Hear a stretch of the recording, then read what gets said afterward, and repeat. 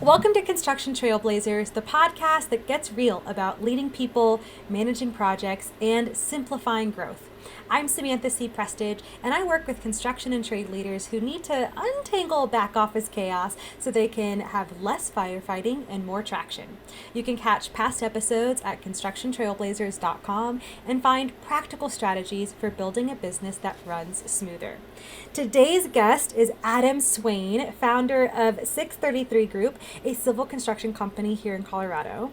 Adam left the status quo behind to create a people first business rooted in care, integrity, and faith. He's not just building projects, he's building a culture where workers are valued, subs are respected, and leadership feels personal.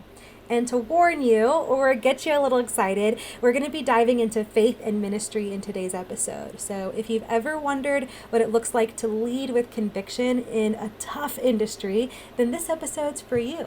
Thanks for joining us today, Adam. Yeah, thanks, Sam. Excited for it. Yeah. So, okay, you started 633 Group with a mission to make civil construction better for the people in it. What made you want to take that leap? And then how has that mission really shaped your leadership from day one? Yeah, that's a good one. Well, it's not something that happened overnight.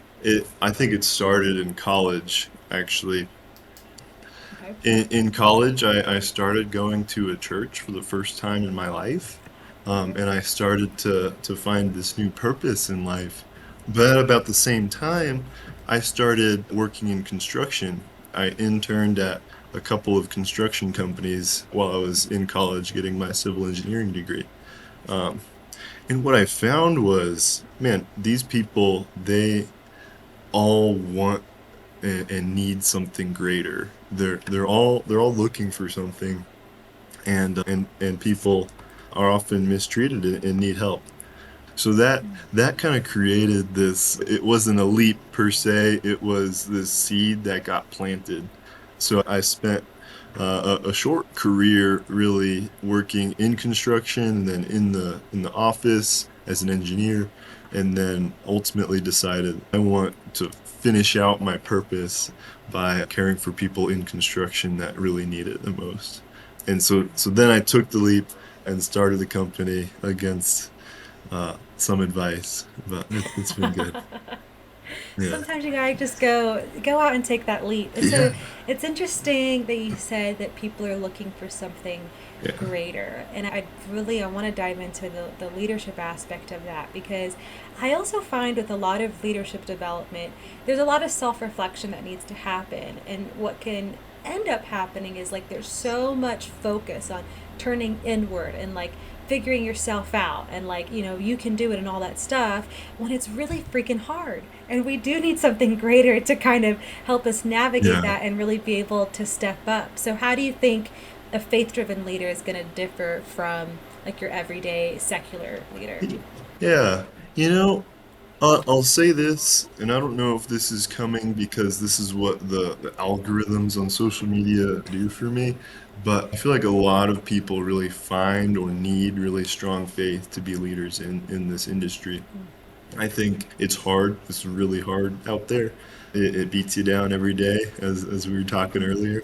It, I think people really need to hold on to a greater mission and purpose to know that they can keep going and that there is a light at the end of the tunnel. And and really for you to be a business owner, I'm gonna say you're not gonna go as hard or as long as somebody that has a purpose if you don't. Uh, Mm. that's the way I see Yeah. it. So has the most interesting part for you then kind of been, okay, I was exhausted the night before and now I've got to wake up with a whole new energy, or what has really been the surprising part for you running your own business? Yeah, I mean that is one, starting, I didn't realize that I'd get phone calls that wake me up at 3 in the morning, 5 in the morning, often just to get my day started or to solve a fire in the field. But another surprising thing that I didn't really think about is people are really challenging. That it sounds simple, but I just mean that as an employer, I've never been on that side of of seeing the whole person and caring for them even despite their struggles at home and any other outside of work challenges or mental challenges, which is why I started this to care for people in that way. But man, I had no idea how taxing and difficult that could be. Yeah. Wow. But So it sounds like you're really getting to know your employees at a different level than maybe what you got to know your colleagues before when you were an employee. What do those engagements look like? Are these like we're checking in every week, or these are daily huddles? Like, what does that really look like for you? yeah, it's pretty informal. For me, everybody's got their different communication styles. Some people really well in groups or at parties, or some people are more introverted, and some people are really good at one-on-one. And I really love when I'm going from job site to job site, trying to find each person, go to them, ask them, "How are you doing, man? How's the thing with your mom? How's this challenge for you?" Things like that. I think that's been a great way for me to talk to people and really uncover those needs. But even then, some of the needs come up just last minute. Somebody doesn't show up. They won't answer the phone. Where'd they go? That happens. So, Oh, yeah. was that level of like, okay, I want to get to know my people? Was that something that you felt like, okay, the Holy Spirit kind of planted that in you? Did you have a mentor or previous boss kind of model that for you? hmm that's a great question. I I don't know where I learned that. I think, my faith is extremely important to me, and like I mentioned, that time in college, I spent a lot of time in what we'd call at church discipleship. So I would when I was a freshman in college, this guy got one-on-one with me before my class every couple days, and he would just teach me what it's like to be a faith-driven man, and maybe I learned that from him explicitly. But it's something that you also see really good leaders do in our industry. Um, I can't remember the name of the CEO at CW Matthews, but he's a great example of that kind of leadership. He's got, hundreds of people at his company, and he knows everybody's name and asks them how their family's doing. And that I aspire to be like, because it lifts people up. Mm. Yeah, Yeah. I think it's interesting that a lot of people don't realize, like, even if you don't believe in Jesus, the principles in the Bible are just a recipe for a good life, Yeah. right? Like, Yeah. there's so much we can learn about being a good human, a good spouse, a good leader Yeah. from just reading the Bible, Yeah. right? Now, you said earlier that you find a lot of people end up needing or eventually finding faith just by being in the construction world because it's so tough. And so I'm interested. There's still obviously many in the industry that haven't found that, and it's tough. Like there Yeah. may be kind of bitter, hardened people because that's just what they've experienced in the industry, right? So Yeah. really, how are you acting out your faith and really leaning into this ministry when there's not always space for that? Yeah. Well, I'm creating the space for it. You know, I I think I learned something recently that if I try to stifle it, I'm not really being true to who I am. I believe in God and I love Jesus. He coaches me through my whole life, and he's ultimately who I live for. So why would I try to pretend that it's different? Um, I'm finding that people respect somebody holding to their values, as difficult as or as controversial as it may be. Um, I just need to walk past the controversy. I like your conviction here, and I want to take a moment to maybe go a little off script and learn from you because we're both in Colorado, Yeah, which is a pretty left leaning, unspiritual yeah, community, or spiritual, but like in other ways, yeah, right? And so I think for me, I find sometimes not that I want to stifle, but I do struggle to find that balance of, okay, how can I show up with faith, kind of be the light and the salt in the world that we're called to be, Hmm. while also not over salting? Because maybe I'm supposed to be here for this person and they're going to have some wake up call in a year or two, Yeah. right? So have you had to navigate that, or do you feel like, okay, because we're shining the light, we're naturally kind of drawing in other believers? Yeah. In college, the ministry I was a part of took this approach, which was difficult, but basically share Jesus with everybody, going almost door to door. And I was really uncomfortable with that. But then there's the other side of the spectrum, which I also wasn't so comfortable with, which was don't say anything, don't step on anybody's toes, just hide it. That's something I keep at home.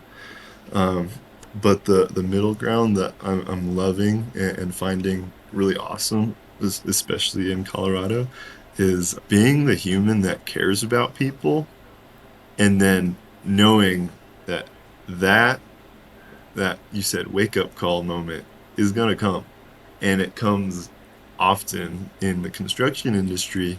Part of the reason I love it here, but people will need help if you are that true friend that loves Jesus, that cares for them as Christ would. People know that you will be there for them if you are that true friend. And yeah, it's great. We have friends with extremely different beliefs than us. They're, opposite side of the spectrum. But my wife, she runs with them all the time and just loves them, cares for them. And, they were uncomfortable to share that they were actually a gay couple. And my wife said, like, you know what my opinion is on that, but I still love you guys. I'm still your friend. And they go to her for advice, and she continues to lovingly salt the relationship.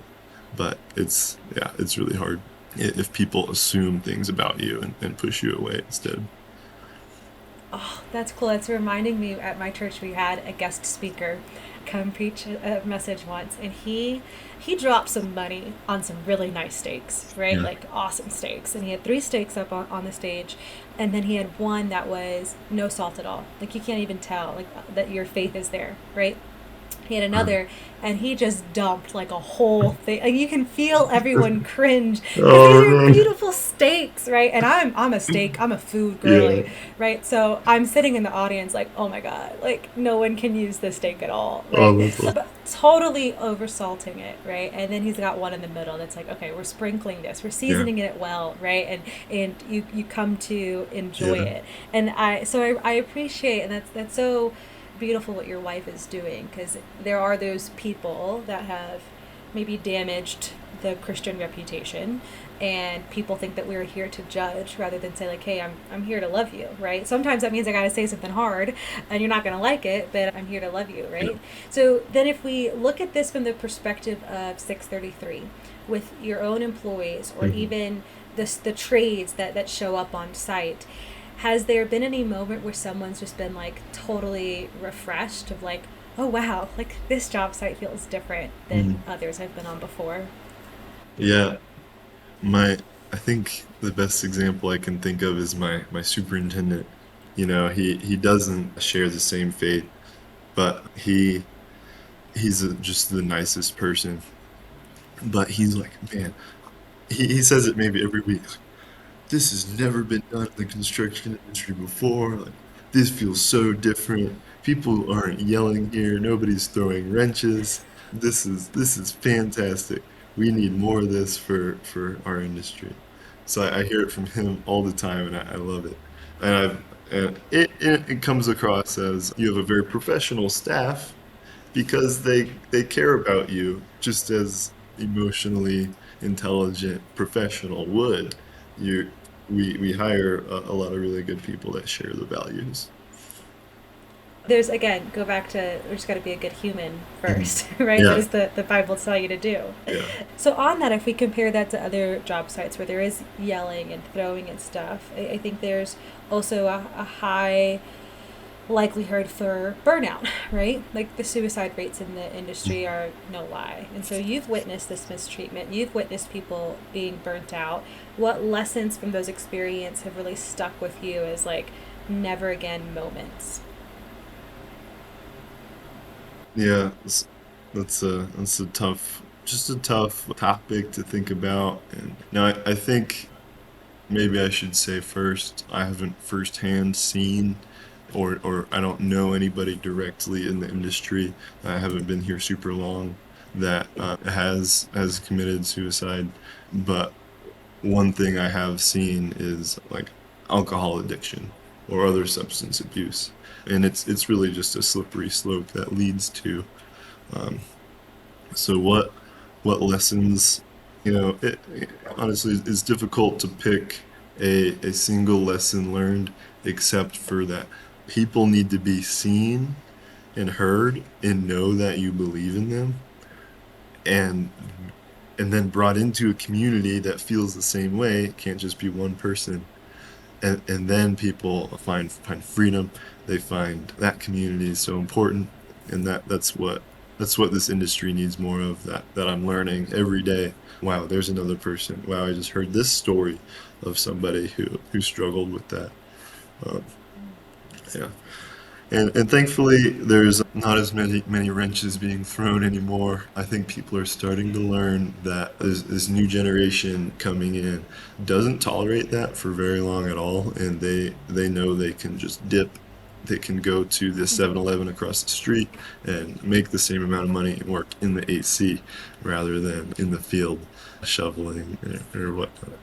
Yeah. But That's a good perspective, right? Like they've got options. yeah, And sometimes they quit without even having anything else lined up, right? yeah, So you said something interesting of people need to feel seen and believed in. And we hear that a lot in the leadership circles. But I'm wondering if you can kind of ground that idea for some of our listeners, because that could be kind of hard to take from idea into execution. So is this just going back to checking in randomly on the job side of like how's your mom, or are there Mm. other practical ways you do this with your team? Yeah, yeah. I, from a leadership perspective, it doesn't just happen during the workday, and sometimes often it can't happen during the workday. It's a full-time job and overtime job for a leader who cares about their team. And you asked the question earlier, what was one of the most surprising parts of the team? And I mentioned the 3 a.m. phone calls that wake me up, and it's a really sad voicemail where somebody needs help, and that's part of it. But another really big part is just, yeah, as tough as it is, making yourself available outside of work hours to communicate with, care for, and just love people, frankly. That's the way I So then see if we it. bring that back to your faith there, because what I also kind of hear in that is, hey, you're pouring a lot out, and we are told in the Mhm. Bible like it's easier to give than to receive, but that can get exhausting, right? And you can be kind of setting yourself as up for burnout as a leader as well. So then how maybe is your faith playing a role in helping you prevent burnout? Yeah. Well, they say of marathon runners, if they go into it thinking it's going to be easy, they'll get halfway through it and they'll quit. But if they go into it knowing it's going to be a challenge and they have the mental endurance to finish the race, they will. And that's what it says in the Bible in Timothy, to finish the race with perseverance. In terms of burnout, I I operate at burnout right now. Often I just tell my wife I need rest, and that's why the advice I give to people is don't start a construction company. No, don't do it. But my in terms of my faith, I have a really, really caring community. Um, I'm often shocked. I have multiple texts on my phone like, "Hey man, how was your week? How was your day?" Just from brothers that love me, and then other brothers that get together and disciple me still. So Oh, yeah, I love my community. I love my wife, and I couldn't do any of this without them, even though sometimes I wish I wasn't doing this, it's still, yeah, I need them. That's so cool because even just those little texts or little like 5 minute check ins with someone, like that can fill your cup. So that's cool. Now you dropped a verse in Timothy, Uh-huh. but also, which tells me you probably have way more verses memorized than I do. I'm so bad at even attempting to memorize scripture, which I need to do. But your business name is inspired by a scripture. Yeah. So fill us in on that and like why that scripture. Yeah. Yeah, thanks. It was kind of a weird thing when I was starting the company a couple years ago. I was like, oh, Swain Construction or like something Adam this. I realized like after a long time thinking about it, like, everybody names their company after themselves. What can I do to honor God and name something after him? Because that's really the only purpose of my life, and it should be of my business also. And I remembered that one of my favorite verses that was shared with me and my wife when we were starting premarital counseling was to first his kingdom and righteousness, and all these things will be added to you, just as your rule of thumb, and that's Matthew 6:33. So I named the company 633 Construction, and people always wonder what does that verse mean, and able to share, and it encourages people, I think. So yeah, That's cool. That's a conversation starter right off the yeah, bat. yeah, That's super cool. absolutely. Now, okay, so let's take a different look at this because I mean I could talk faith all day. We can get super excited about it, but what we're also talking about is like, hey, how can we really be focused on people and being a good human? Mhm. And you've mentioned this, and this is been mentioned in different business circles that doing the right thing doesn't always align with profit. So how do you Mhm. kind of wrestle with that tension between purpose and the sometimes very slim margins that we might have on a project? Yeah, one thing that comes to mind is to, as an employer, take ownership of mistakes, of any problems or otherwise errors that our employees make on behalf of everyone. This ownership mentality cares for the employee by letting them know, hey, this is okay. You're covered. And then another example is just requests from employees. Either it's a, hey, I want to go see my family, or um, I want to travel. I will pay for your trip, or yeah, you can have as much time off as you need, with the goal of showing grace and care for the human first rather than anything project related. The clients they'll be okay. We will get pushed. They may get grumpy, but they'll be okay. It's this person that I care about the most. That's Oh, it's interesting because I think a lot of times many business owners bend over backwards for yeah, clients and yeah, they don't realize that sometimes setting boundaries and yeah, like sticking to your morals and values earns a little bit more respect, and like those clients have a higher can have a higher satisfaction on projects or become repeat clients. Are yeah. you experiencing that? Well, I mean, it's the hardest balance. Sometimes I find it's how much do I help the client out? How much do I help us out? And there's a strong tension there. And yeah, I've bent over backwards for clients, but if it's at the expense of people, I need to be conscious of that. I think that's the most important thing.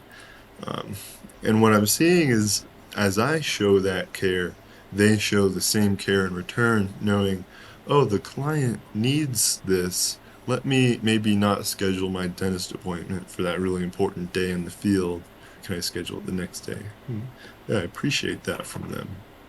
But yeah, it's not an easy balance to strike at all. I Yeah. need help understanding how to balance that, definitely. Yeah. And I get that too. Like, I have clients that I'm like, okay, I will jump through hoops for you. But like, the second they kind of ask someone else to jump through like hoops with fire, I'm like, hold on, wait, right? And the boundaries have to come out. So, okay, so if someone was listening and they're thinking about starting a people first construction company. Now I know you have the phrase of like, don't start this unless dot dot dot, but if Yeah. they're excited about it, or even they just want to think about how can I be a more compassionate, be people focused leader, then what's the one thing you'd want them to know and understand or try? Yeah. Will never give up is something you've heard since kindergarten. Maybe your parents preached it to you if they were supportive, but I never really understood how important that was until now. I want to give up all the time. I want to sell the business, but that's not the mission. So other than the advice of just don't start a blue collar business and live out your purpose from the workplace, if you're die hard enough to start the business, I listen to a lot of Keaton Turner and he gives that advice. And I said, you know what? I'm gonna start saying that too. He had the Per Diem podcast and he says, don't start unless you can't breathe without it. And I think that's the position I was in, is I wanted to do this since I was 19 years old, is when I first wrote down, you should start a civil construction company." Uh, and Cool. yeah, give it your all. You have to make a lot of sacrifices. And I am so thankful for a wife that literally came down from heaven in a ball of fire and then landed next to me. That's not everybody's experience. If the spouse, if there is one, is not 110% supportive and on board, then it's not. It won't end well. That's the other statistic in construction, is the amount of divorce, not only for the employees, but especially employers, which is it's just sad.